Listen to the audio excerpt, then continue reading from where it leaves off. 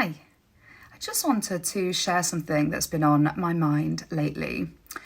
Ever since I've learned about the nervous system and the brain and how important it is to have a regulated nervous system in life, I just keep seeing more and more examples of where it shows up in business. And whether that's from my own experience in effectively communicating and problem solving and overcoming anything that comes my way, through to our clients and our team.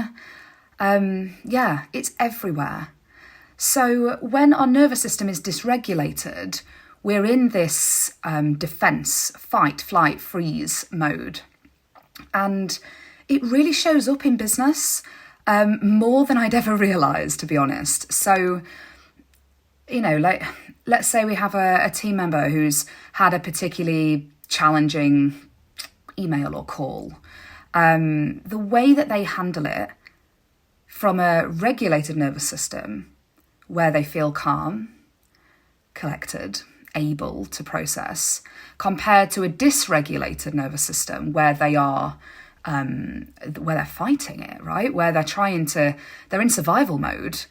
It's so different. And when we have a regulated nervous system, we are more able to access the part of our brains that can handle empathy, communication, and also creativity. So many important, more nuanced elements of thinking.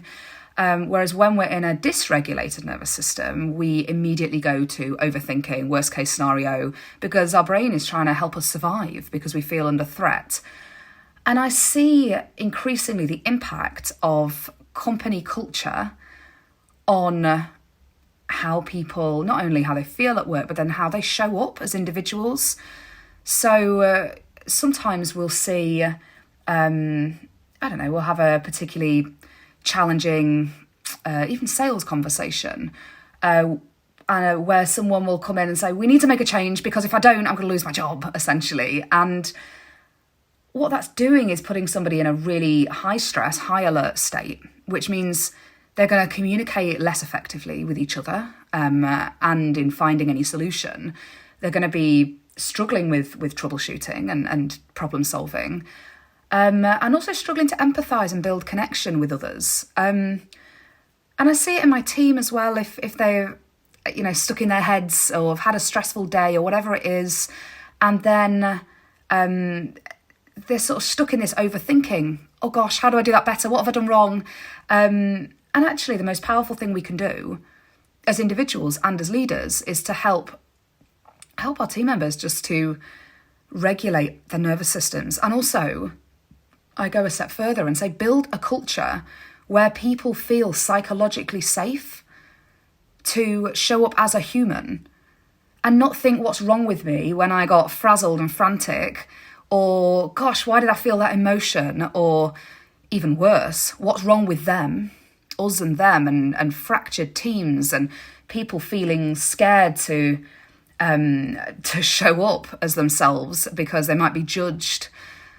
And instead, if we can build workplaces where people are their whole selves, where empathy is encouraged, where self-reflection is encouraged, and where nervous system regulation is as important as problem solving and the logical brain, I really think not only would the world be a better place, but better business will happen.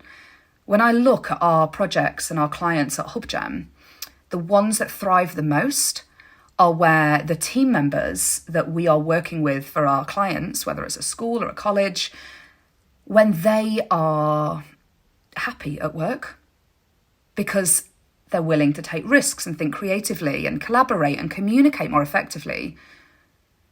Whereas those who don't have that luxury, or where the pressure is unprecedented, they can really struggle then to embrace change or to try something new. And it's been really on my mind because when I set out to become an intuitive psychology coach, I was excited to learn about the nervous system and the brain because I'm interested in it. But now seeing how much it is playing out in business and how much it shows up every day in every aspect of our lives, I can't believe that more people aren't thinking about this. The world would be a better place.